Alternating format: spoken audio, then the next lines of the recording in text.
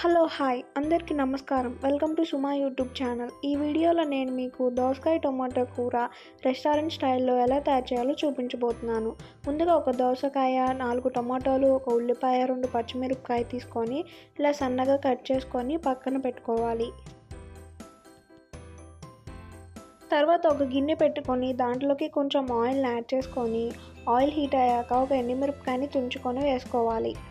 ఇలా ఎండుమిరపకాయ వేగిపోయిన తర్వాత మనం దీంట్లోకి తిరుమూత దినుసులు యాడ్ చేసుకొని ఇవి కూడా కొంచెం వేగేదాకా వెయిట్ చేయాలి.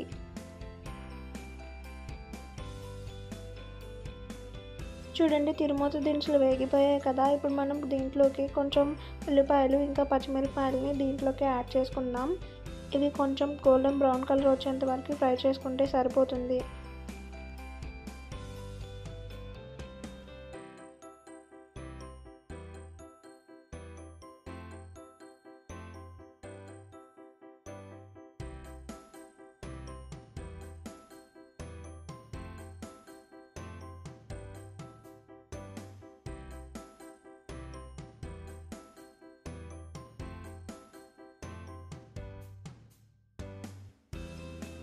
చూడండి, ఉల్లిపాయలు కూడా గోల్డెన్ బ్రౌన్ కలర్లోకి వచ్చేసినాయి కదా. ఇప్పుడు మనం ముందుగా కట్ చేసి పెట్టుకున్న టమాటోల్ని ఇంకా దోసకాయల్ని దీంట్లోకి యాడ్ చేసుకోవాలి.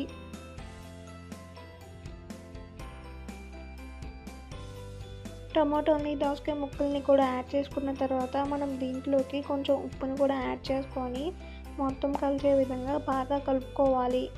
బాగా కలుపుకున్న తర్వాత మూత పెట్టి ఒక 5 నుంచి 7 మినిట్స్ ఉడికించుకుందాం. ఇది ఉడికేలోగా మనం దీంట్లోకి అల్లం వెల్లుల్లి పేస్ట్ని రెడీ చేసుకుందాం. చూడండి, ఒక 4 వెల్లుల్లిపాయలు ఇంకా కొంచెం అల్లం తీసుకొని నేను పేస్ట్ చేసుకుంటున్నాను. చూడండి, ఒక 5 నుంచి 7 మినిట్స్ తర్వాత మూత తీసి చూస్తే మనకి ఇలా వాటర్ అన్నీ బయటకు వచ్చేసి దగ్గరకు వచ్చేస్తూ ఉన్నాయి కదా. ఇప్పుడు మనం దీంట్లోకి కారంని ఇంకా సాంబార్ పొడిని కూడా యాడ్ చేసుకుందాం. దీంట్లోకి 1 స్పూన్ సాంబార్ పొడిని యాడ్ చేసుకుందాం. సాంబార్ పొడి లేని వాళ్ళు కొంచెం పసుపు, 1 అర స్పూన్ ధనియాల పొడి, 1 అర స్పూన్ జీలకర్ర పొడిని యాడ్ చేసుకోండి. తర్వాత 1 స్పూన్కి కొంచెం తక్కువగా మనం దీంట్లో కారంని యాడ్ చేసుకుందాం. చూడండి, ఇలా కారం ఇంకా సాంబార్ పొడిని యాడ్ చేసుకున్న తర్వాత మనం ముందుగా రెడీ చేసి పెట్టుకున్న అల్లం వెల్లుల్లి పేస్ట్ని కూడా యాడ్ చేసుకోవాలి. కావాలంటే మనం దీంట్లో గరం మసాలాని ఇంకా మనం కొంచెం కొబ్బరిని కూడా యాడ్ చేసుకోవచ్చు. నేనైతే స్కిప్ చేస్తున్నాను.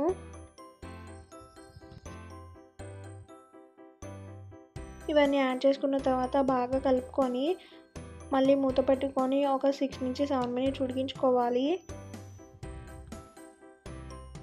చూడండి, ఎప్పుడైనా కర్రీకి టేస్ట్ రావాలంటే దాంట్లో వాటర్ అన్నీ దగ్గరకు వచ్చేస్తే మంచి టేస్ట్గా ఉంటుంది. అది మళ్ళీ నిల్వ కూడా ఎక్కువగా ఉంటుంది. వాటర్ ఉంటే త్వరగా చెడిపోతుంది. అందుకే మనం వాటర్ అన్నీ దగ్గరకు వచ్చేసేదాకా ఉడికించుకోవాలి. చూడండి, వాటర్ అన్నీ దగ్గరకు వచ్చేస్తున్నాయి కదా. ఇప్పుడు మనం దించి సర్వ్ చేసుకుంటే ఎంతో రుచికరమైన దోసకాయ కూర రెడీ అయిపోతుంది. చాలా టేస్టీగా ఉంటుంది. ఒకసారి ట్రై చేసి చూడండి. ఈ వీడియో మీకు నచ్చినట్లయితే లైక్ చేయండి, షేర్ చేయండి, సబ్స్క్రైబ్ చేయండి. Thanks for watching.